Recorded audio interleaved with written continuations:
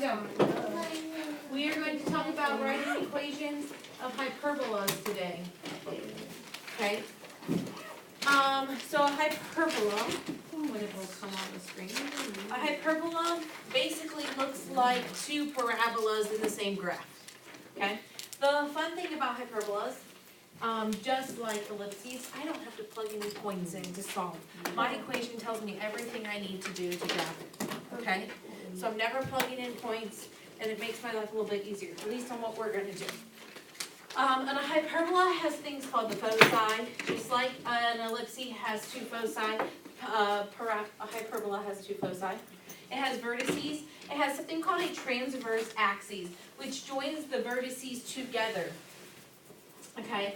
It joins the vertices. Its midpoint is the hyperbola's center. So we're going to talk about what this looks like, how we draw it up. This is the two ways you could graph hyperbolas. Don't get stressed. It's actually very simple. Okay. So if you look here, if it is horizontal, you have the equation x squared over a squared minus y squared over b squared equals 1. So the difference from yesterday's formula to today's formula is that there is a minus. If it's a minus, it's a hyperbola. If it's a plus, it's an ellipsis. Okay? The vertices on your horizontal are negative a0, a0. Your focus is negative c0, c0. And then you have a b, but it's not a covertex. It's just, we just need that to be able to make these boxes that we have here. Okay? And your b is 0, negative b, 0b. You have something called your asymptote on this one. Do you see how there are two asymptotes on here? Oh, yeah. Boom, boom. Okay?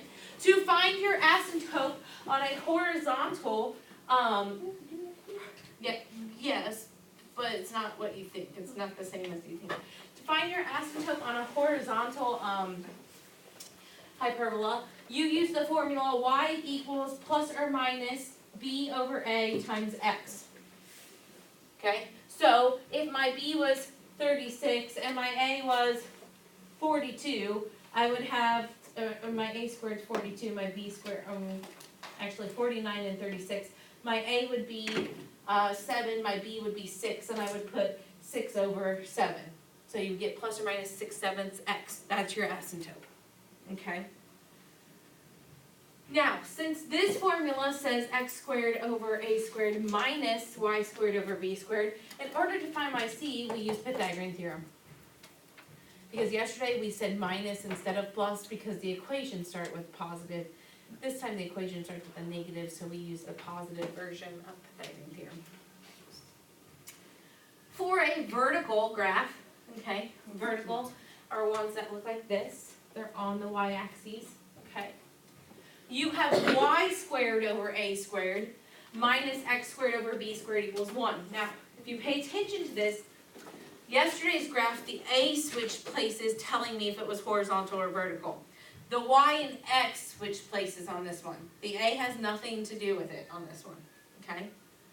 The vertex is 0, negative a, 0, a.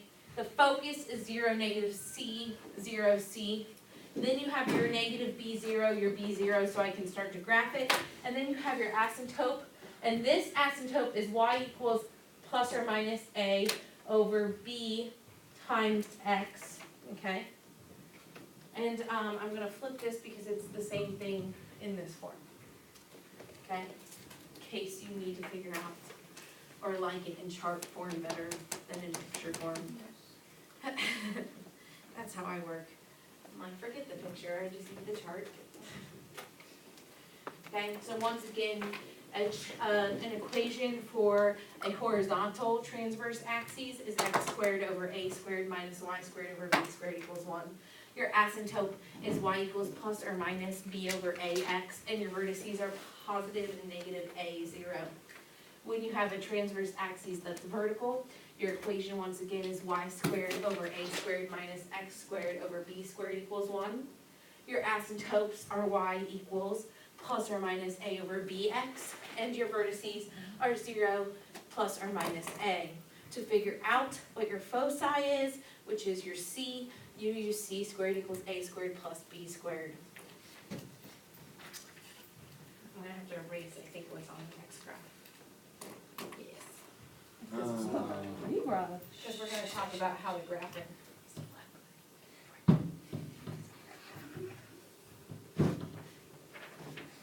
Okay, so let's talk about how to graph this equation that they give us. It says 25y squared minus 4x squared equals 100, okay? Now, I know that this isn't a circle because my y is listed first and there's a minus with the x. I know that it's not a parabola, I know it's not an ellipses because there's a minus, and I know it's not a parabola because, once again, y squared is listed before x squared, okay? And because I have two squares, parabolas, only one of them are squared, correct? Okay, so what do I do first to solve this equation? Divide by 100, because I need it to be set equal to 1. So then I get, thank you. So then I get y squared over 4, right? Minus x squared over 25 equals 1. Okay. Now, question from there. Vertical or horizontal? Vertical. Vertical. Okay. Do you notice how on this is still my a squared, correct? It doesn't matter which one's larger and smaller on this one. It only matters on your ellipse which one's larger and smaller, because on our on our hyperbolas, it's the x and y that tells us what's going on. Okay. So this one's vertical. So what are my vertices? What are my vertex? 0, -2. 0, -2, and 0, 2. 0, 2. What is my b on this one? -5, 0. Plus or minus 5, 0. Yeah, and 5, 0. So what is my focus or foci on this? Yes, I have to do c squared equals 4 plus 25, right? 29. So c squared equals 29, so what does c equal then?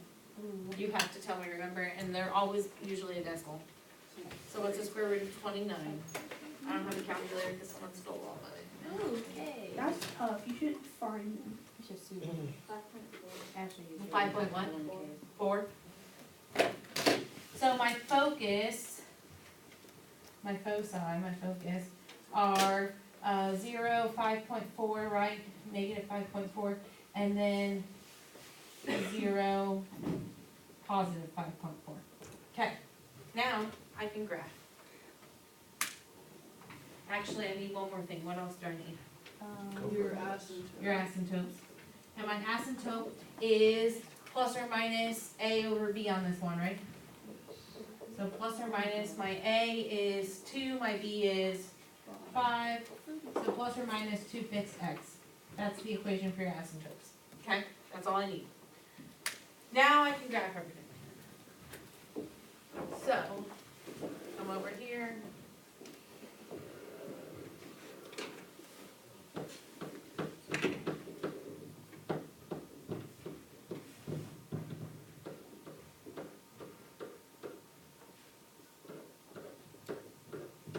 Okay. I'm going to start with my vertex, my vertices.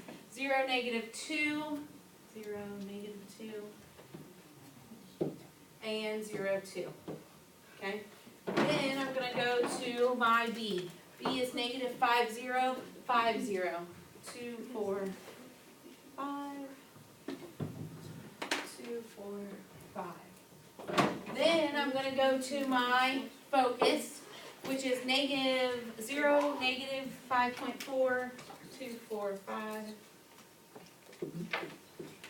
and 2, 4, 5. Okay, now, to finish this is what you have to do. You have to take your vertex, your vertices, and your b's, and you've got to make a box with those. Because that's how we're going to draw our asymptotes. So I come here, and I just make a dashed box to connect these You said the vertex and the what else? and the b. Why the label of these? Because there's not a name for them. Okay? And then from there, I make my asymptotes by using, you're going to want a straight edge. And you're going to use a straight edge, and you're going to come through the center point out through each corner. Okay, so this is gonna look bad because I'm on this board, but it would be like this. Oh, I know, I can't draw a straight line. first one was better. It's cool. I'm sorry. Oh, And then you come this way also, looks like a butterfly. okay, and it makes that nice little X. From there, I graph my parabola. I go to the vertex, and I graph around these parameters. Wait, is your, I go to the vertex, and I graph around these parameters. those black lines, are those the asymptotes? Yes, Are those that's going- exactly what they are, you know. Are those going They through go over the? 5. Yeah, they go through your box. Okay. They go through the center of your box and through the corners. So you're gonna need a straight edge so that you can draw that diagonal line. Okay? And that's what creates, and that's how you graph any of these. That is phenomenal. Okay? Just phenomenal. It's not that complicated. It's really not. There's just a few steps to it, but it's not complicated. You don't plug in numbers, you don't do anything like that. I know, but I don't know. I can't remember all that stuff. The last thing is, if we need to create an equation off of the graph, how do we create an equation off the graph? Plug it in. Okay, so look, graph and words. Write an equation of the hyperbola with a foci at negative 4, 0, and 4, 0, and the vertices at negative 3, 0, and 3, 0. Ooh, hot. So, is it horizontal or vertical? Decide that first. Horizontal. Okay, horizontal because my vertices are negative 3, 0, 3, 0. So if the x is taken, it's horizontal.